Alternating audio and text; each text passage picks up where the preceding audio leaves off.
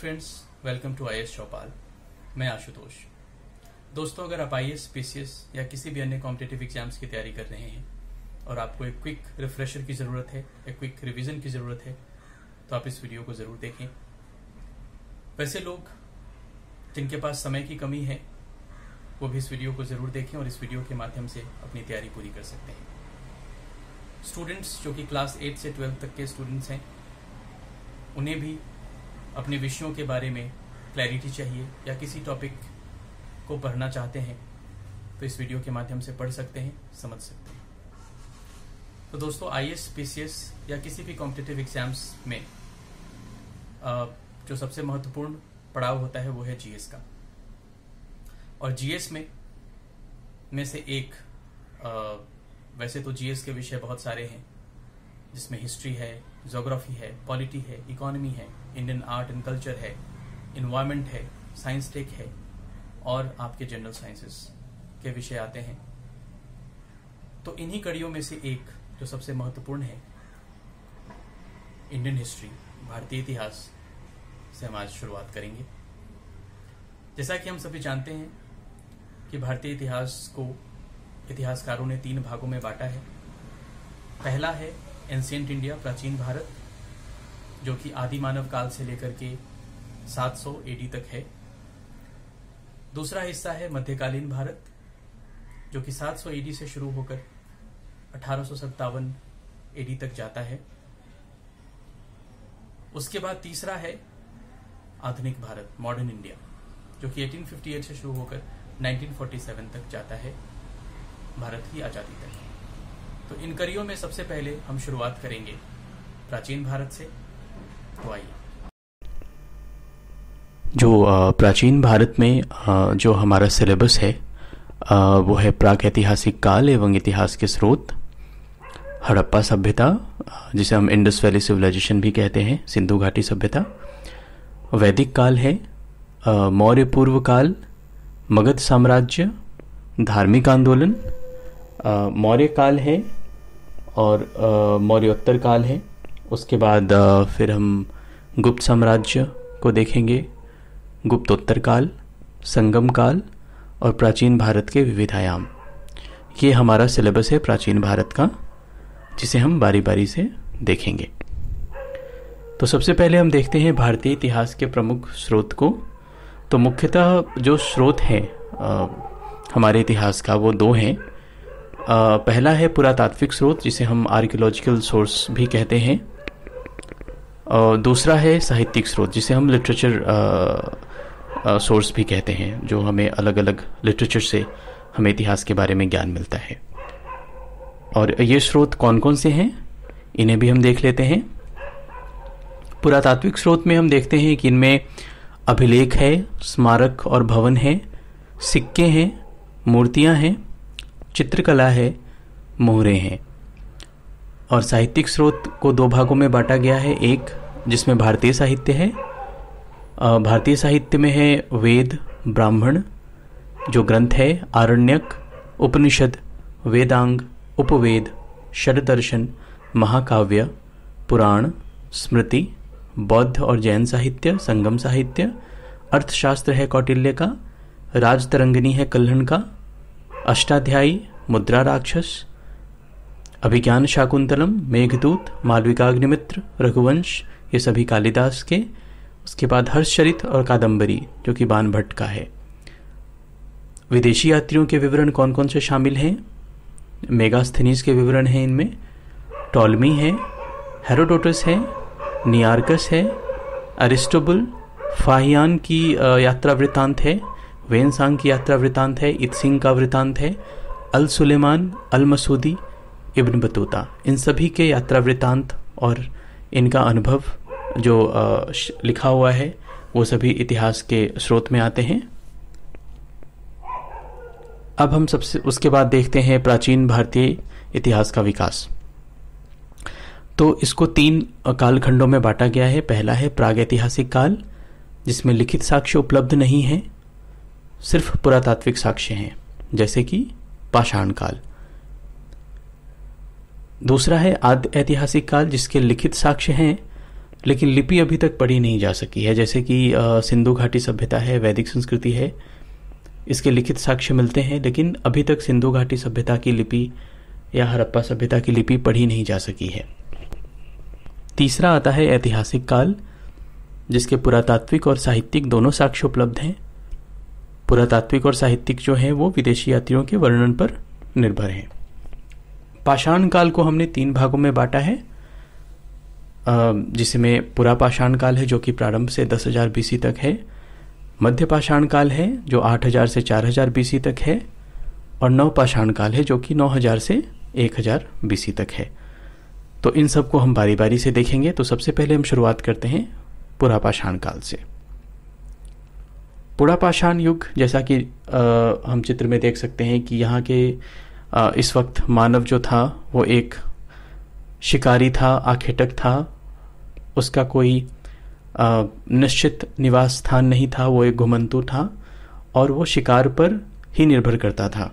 वो जंगली जीव जंतुओं को मारकर भोजन करता था और उन्हीं पर निर्भर रहता था, और जहाँ जहाँ जैसे भोजन मिलती थी, नदियाँ होती थी, पानी के स्रोत मिलते थे, वहाँ वहाँ धीरे धीरे ये लोग बसते थे और आगे बढ़ते चले जाते थे।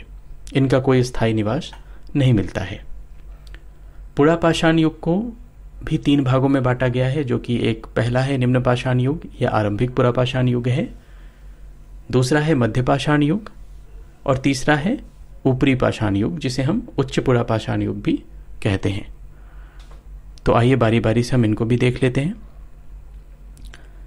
पुरापाषाण काल को, इनको जो मुख्यतः जो विभाजन का आधार है वो है पत्थर के औजार और जलवायु परिवर्तन।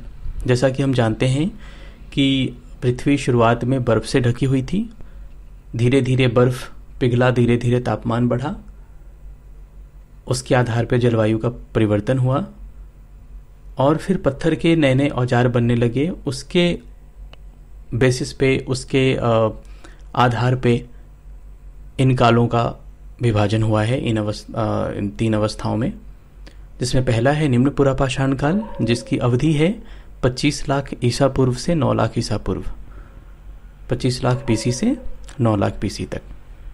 इसके प्रमुख औजार क्या है? इसे हम चॉपिंग पेबल संस्कृति भी कहते हैं, क्योंकि पत्थर के औजार जो इस वक्त मिले हैं वो चॉपिंग करने वाले थे।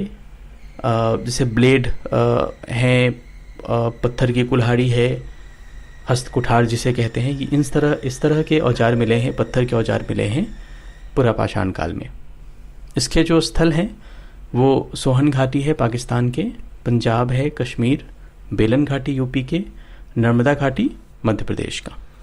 जीवन शैली की ओर हम आते हैं तो हम देखते हैं कि कृषि का ज्ञान नहीं है, एग्रीकल्चर से उनका कोई वास्ता नहीं था, एग्रीकल्चर का इंट्रोडक्शन नहीं हुआ है इस काल में। आखेटक और खाद्य संग्राहक मानव था। ये मुख्यतः जैसा कि मैंने बताया कि ये जंगली जीव जंतुओं पर निर्भर करते थे, फल फूल खाते थे, और पशुपालन का भी ज्ञान नहीं था।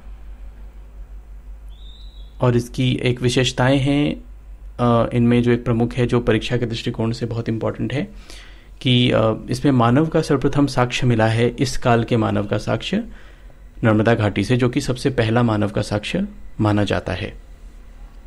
तो इससे कुछ प्रश्न भी पूछे गए हैं पिछले एग्जाम्स में, हम उन प्रश्नों को लेते हैं।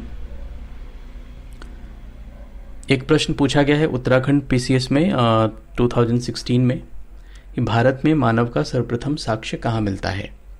ए है नीलगिरी पहाड़ियाँ, बी शिवालिक पहाड़ियाँ, सी नल्लमला पहाड़ियाँ, डी नर्मदा घाटी। तो हमने अभी अभी पिछले स्लाइड में देखा कि मानव का जो सर्वप्रथम साक्ष्य मिल रहा है वो नर्मदा घाटी से मिलता है और ये निम्न पुरापाषाण काल का मानव है। तो इसका सही उत्तर है डी। अब हम आते हैं मध्य पुरापाषाण काल की तरफ, जो कि दूसरा चरण है पुरापाषाण का। इसकी जो कालावधि है वो 9 लाख ईसा पूर्व से 40,000 ईसा पूर्व तक है।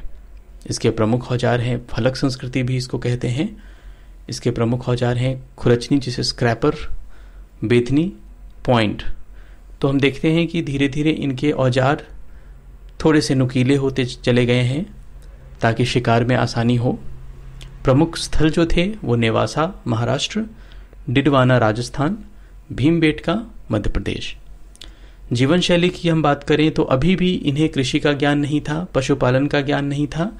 अभी भी ये आखेटक और खाद्य संग्राहक मानव ही थे, शिकार पर ही मुख्यतः निर्भर करते थे और जंगल से ही इनको जो भोजन प्राप्त होता था, चाहे वो जंगली जीव जंतु हो या फल फूल हो। तो हम जीवन शैली की अगर बात करें तो कोई खास परिवर्तन जीवन शैली में देखने को नहीं मिलता है मध्य पुरापाषाण काल में। अब इनकी विशेषताओं को हम देखते हैं। इनमें सबसे प्रमुख है भीमबेटका से गुफा चित्रकारी का जो प्राचीनतम साक्ष्य मिला है। इसे भारतीय कला संस्कृति के दृष्टिकोण से कहें या हिस्टोरिसिटी से भी कहें, ऐतिहासिक दृष्टिकोण से भी कहें, तो ये बहुत ही महत्वपूर्ण तथ्य है मध्य पुरापाषाण काल का। और जैसा कि आप तस्वीर में देख सकते हैं, तो भीमबेटका को हम अलग से देख लेते हैं। भीमबेटका जो है वो मध्य प्रदेश में है, भोपाल से करीब 40 किलोमीटर की दूरी पर स्थित है। चित्रकारी का ये प्राचीनतम साक्ष्य मिलता है, लगभग 30,000 साल पुराना चित्र है ये यूनेस्को के विश्व विरासत सूची में भी है, वर्ल्ड हेरिटेज लिस्ट में शामिल है। इसमें अगर आप गौर करें तो मुख्यतः रैखिक चित्र हैं, जो कि सीधी सीधी रेखाओं से या यूं कहें कि ज्यामितीय रेखाओं की तरह बनाए गए हैं। मुख्यतः जो हाथी, सांभर, हिरण आदि के चित्र हैं। इनमें जो रंगों का प्रयोग हुआ है वो गहरे लाल है, हरा है, सफ़ेद और पीला है, जो कि प्रायः वनस्पति रंगों का ही प्रयोग हुआ है। भीमबेटका के नाम को अगर हम देखें तो ये भीमबेटका से बना है। जो महाकाव्य महाभारत है उसमें जो भीम है उनके बैठने की जगह से इसका नामकरण भीमबेटका हुआ है, जो कि कालांतर में भीमबेटका हो गया। इसके खोजकर्ता VS वाकणकर थे और ब्रिटिश अधिकारी W किंकाइड ने 1888 में सबसे पहले इसका डिस्कस किया था, इसके बारे में वर्णन किया था। इससे जुड़ा हुआ कुछ प्रश्न भी अब जो पिछले एग्जाम्स में पूछे गए हैं वो हम देख लेते हैं। एक प्रश्न पूछा गया है यूपी PSC में 2016 में, भीमबेटका किसके लिए प्रसिद्ध है? A. गुफाओं के शैलचित्र, B. खनिज, C. बौद्ध प्रतिमाएं, D. सोन नदी का उपागम स्थल। तो जैसा कि हमने पिछले स्लाइड में देखा कि भीमबेटका प्रसिद्ध है गुफाओं के शैलचित्र में के लिए, तो इसलिए इसका जो सही उत्तर है वो है A।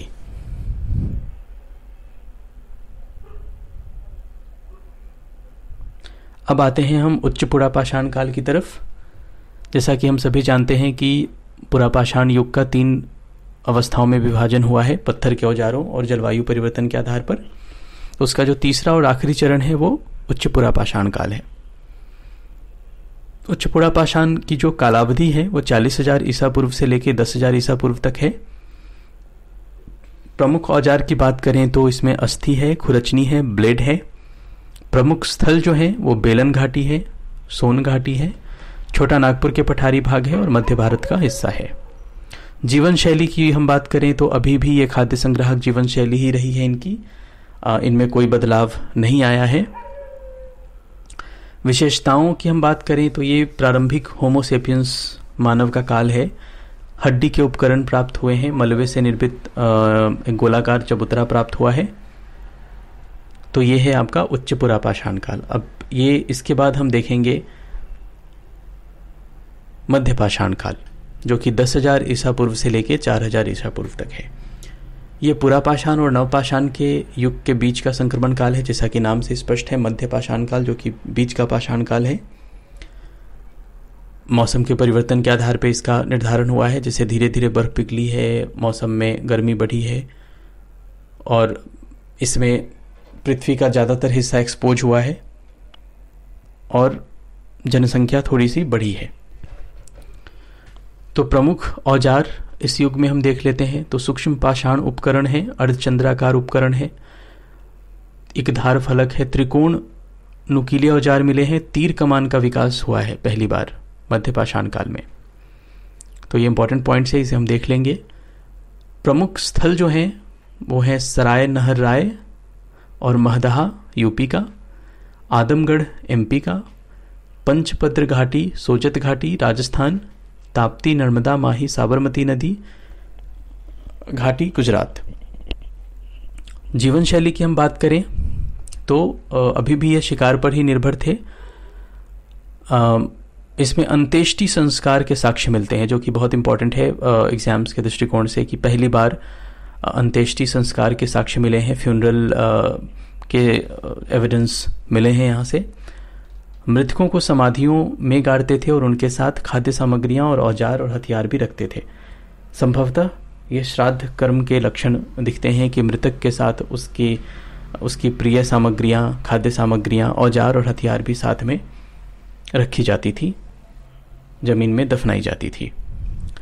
विशेषताओं की हम बात करें तो पहली बार पशुपालन की शुरुआत हो रही है। ये बहुत इंपॉर्टेंट पॉइंट है कि पहली बार पशुपालन की शुरुआत मध्यपाषाण काल में हो रही है। और जो पशु को पाला गया, जो पहला पशु जिसे पालतू बनाया गया, वो कुत्ते को बनाया गया। तो सर्वप्रथम कुत्ते को पालतू पशु बनाया गया है। आदमगढ़ मध्य प्रदेश और बागौर राजस्थान से पशुपालन के साक्ष्य मिले हैं। महदहा जो कि उत्तर प्रदेश में है, वहां से हड्डी और सींग के आभूषण मिले हैं। हड्डी और सींग के आभूषण कहां से मिले हैं? महदहा से। लेखैया उत्तर प्रदेश से 17 नरकंकाल की प्राप्ति हुई है, जो कि सर्वाधिक माना गया इस काल में। 17 नरकंकाल की प्राप्ति लेखैया से हुई है उत्तर प्रदेश से। ये बहुत इंपॉर्टेंट पॉइंट है। मध्यपाषाण काल के ये सारे पॉइंट्स बहुत इंपॉर्टेंट है, तो इसे देख लेंगे। अब इससे जुड़े हुए कुछ क्वेश्चंस हम देख लेते हैं जो पूछा गया है पिछले एग्जाम्स में। एक यूपीआरओ एआरओ मेंस में ये प्रश्न पूछा गया था 2013 में कि हड्डी के निर्मित आभूषण भारत में मध्यपाषाण काल में कहां से प्राप्त हुए हैं? ए सराय नाहर राय से, बी महदहा से, सी लेखैया से, डी चौपानी मांडो से। तो जैसा कि हमने पिछले स्लाइड में देखा है, हमने देखा कि हड्डी के निर्मित आभूषण हमें मिल रहे हैं महदहा से। तो इसका जो सही उत्तर है वो है बी।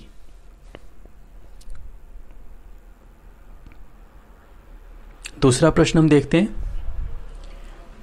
विंध्य क्षेत्र के किस शिलाश्रय से सर्वाधिक मानव कंकाल मिले हैं?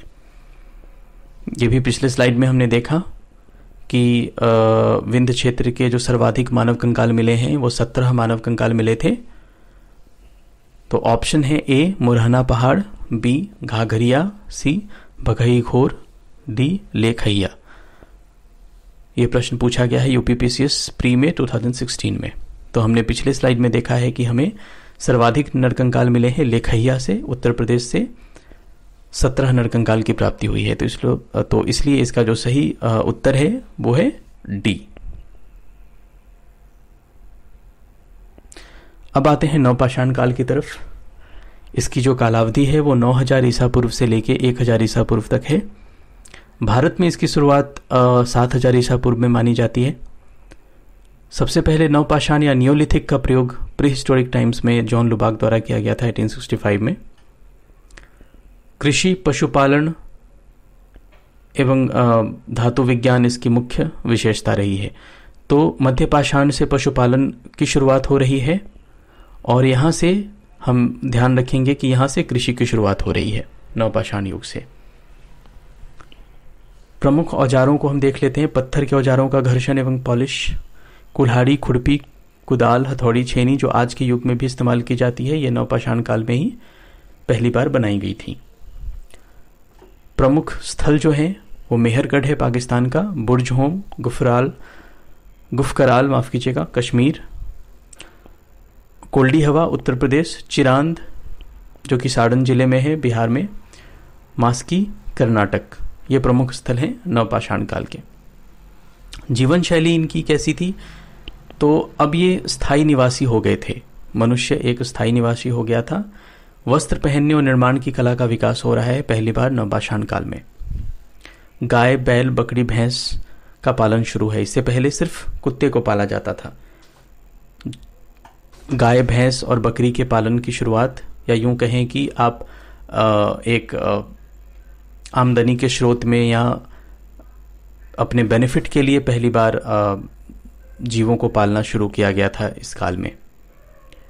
पके भोजन की शुरुआत हो रही है, कृषि की शुरुआत हो रही है, वस्त्र निर्माण हो रहा है, अग्नि से परिचय पहली बार हो रही है, पहिए का आविष्कार हो रहा है, मृत भांड का निर्माण भी हो रहा है। तो इस दृष्टिकोण से ये बहुत ही इम्पोर्टेंट माइलस्टोन्स है। ये पूरा पाषाण काल के बाद जो मध्य पाषाण काल और उसके बाद ये नवपाषाण काल में। विशेषताओं को हम देखें तो मेहरगढ़ से गेहूं और जौ की खेती के प्रमाण मिले हैं। मेहरगढ़ एक बहुत ही इम्पोर्टेंट हिस्सा रहा है क्योंकि यहाँ से बहुत सारे काल का साक्ष्य मिला है जो कि हम आगे भी देखेंगे।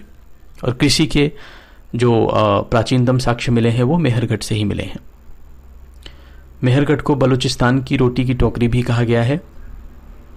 बुर्ज होम जो कि कश्मीर में है, वहां से एक कब्र से मालिक के साथ कुत्ते को दफनाने का प्रमाण भी मिला है। कोल्डी हवा उत्तर प्रदेश से चावल की खेती का विश्व का प्रथम साक्ष्य मिला है लगभग 6000 ईसा पूर्व से। तो यह प्रश्न आ सकता है कि चावल की खेती का सर्वप्रथम साक्ष्य हमें कहां से मिला है, तो वो कोल्डी हवा उत्तर प्रदेश से मिला है। और कृषि का प्राचीनतम साक्ष्य मेहरगढ़ से मिला है। बहुत सारे कंफ्यूजन हो जाते हैं स्टूडेंट्स को कि कृषि का जो साक्ष्य मिला है सर्वप्रथम वो मेहरगढ़ से मिला है और चावल की खेती का जो प्रथम साक्ष्य मिल रहा है वो कोल्डी हवा से मिल रहा है। चिरांद जो कि बिहार के सारण जिले में है, वहां से नवपाषाणिक उपकरण मिल रहे हैं, चावल की खेती के प्रमाण हैं, हिरण के सिंघों के उपकरण भी मिले हैं। तो ऐसा हम नवपाषाण काल में देखते हैं। अब इससे संबंधित क्वेश्चंस जो पूछे गए हैं, एक उत्तराखंड पीसीएस में पूछा गया है 2010 में।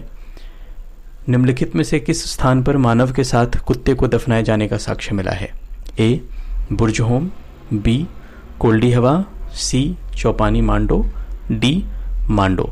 अभी हमने पिछले स्लाइड में देखा कि मानव के साथ कुत्ते को दफनाए जाने का जो साक्ष्य मिला है वो हमें बुर्ज होम से मिला है जो कि जम्मू कश्मीर में स्थित है। तो इसलिए इसका जो सही आंसर होगा वो है ए। अब आते हैं ताम्रपाषाणिक संस्कृति। इसको हम चालकोलिथिक कल्चर भी कहते हैं। नवपाषाण काल के अंत में धातु का प्रयोग हुआ है। मानव द्वारा प्रयोग की गई पहली धातु तांबा थी।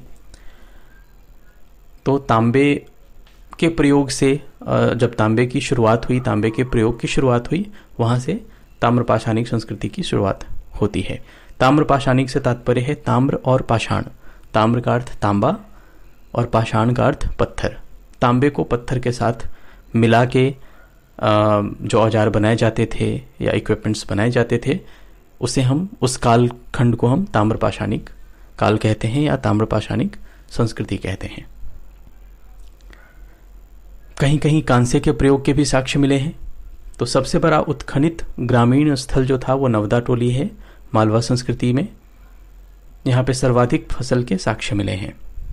प्रमुख ताम्रपाषाणिक संस्कृतियां कौन कौन सी थी उन्हें हम कालक्रम के अनुसार देख लेते हैं। बनास अहर संस्कृति थी राजस्थान की, जो कि 2100 से 1800 ईसा पूर्व तक है। कायथा संस्कृति है मध्य प्रदेश की, जो कि 1800 से 1200 ईसा पूर्व तक है। मालवा संस्कृति मध्य प्रदेश की, जो कि 1500 से 1200 ईसा पूर्व है। जोरवे संस्कृति महाराष्ट्र की, जो कि 1400 से 700 ईसा पूर्व है। खाद्य उत्पादक अर्थव्यवस्था थी। पोषाहार जो निम्न स्तर पे था। उच्च जन्म और मृत्यु दर थी। ग्रामीण पृष्ठभूमि थी। लेखन कला से अपरिचित थे। ये इंपॉर्टेंट पॉइंट है क्योंकि अभी तक लेखन कला से ये लोग अपरिचित थे। तांबा उपलब्ध मगर कांसे बनाने की तकनीक से अनभिज्ञ थे। कांसे बनाने की कला का विकास सिंधु घाटी सभ्यता से हुआ है, जो कि हम आगे के चैप्टर में जब सिंधु घाटी सभ्यता पढ़ेंगे तो हम इसे अच्छे से डिटेल में देखेंगे। विशेषताएं देखें हम तो ईंट निर्माण का साक्ष्य मिल रहा है आहार से, राजस्थान से। तांबे की कुल्हाड़ियां, चूड़ियां, चादरें भी आहार से मिल रही हैं। स्टेटाइट, कार्नेलियन जैसे कीमती पत्थरों से हार प्राप्त हुए हैं कायथा से। नवदा टोली मालवा से सर्वाधिक फसल के साक्ष्य मिले हैं। दैमाबाद जोरवे संस्कृति से भारी मात्रा में कांसे के वस्तुएं मिले हैं। गणेश पूजा का साक्ष्य भी मिल रहा है दैमाबाद से। और इनाम गांव जो कि जोरवे संस्कृति का पार्ट है, महाराष्ट्र का है, बड़े बड़े कच्ची मिट्टी के मकान मिले हैं। 5 कमरों वाला मकान मिला है इनाम गांव से। तो ये महत्वपूर्ण पॉइंट्स हैं एग्जाम्स के दृष्टिकोण से, तो इसे अच्छे से देख लेंगे। अब आते हैं महापाषाण काल की तरफ। इसका जो कालखंड रहा है वो 1000 ईसा पूर्व से लेकर प्रथम शताब्दी ईसा पूर्व तक रहा है। इसका अर्थ होता है पत्थरों की कब्र। नवपाषाण युग की समाप्ति के बाद का काल है ये। लोग पहाड़ी ढलानों पर रहते थे। आंशिक शवाधान की पद्धति थी, जैसे जंगली जानवरों के लिए शवों को छोड़ देते थे या कुछ गाड़ देते थे या जला देते थे और बाकी शवों को जंगली जानवरों के भोजन के रूप में छोड़ देते थे। इसके जो प्रमुख केंद्र हैं वो हैं ब्रह्मगिरी, आदिचन्नलोर, मास्की, नागार्जुन कोंडा। धान और रागी की खेती के प्रमाण यहाँ पे मिलते हैं। तो इस प्रकार हमारा ये प्राचीन भारत का जो पहला सेक्शन है वो समाप्त होता है। और अगर आपको ये वीडियो पसंद आया हो तो इसे शेयर करें, कमेंट करें, सब्सक्राइब करें। और हम आगे भी सभी चैप्टर्स पे, सारे सब्जेक्ट्स पे हम वीडियो बना रहे हैं और वो जल्दी ही आप लोगों के लिए उपलब्ध होगा। और आप वो सब वीडियो देखना चाहते हैं तो इसको सब्सक्राइब करें। Thank you so much.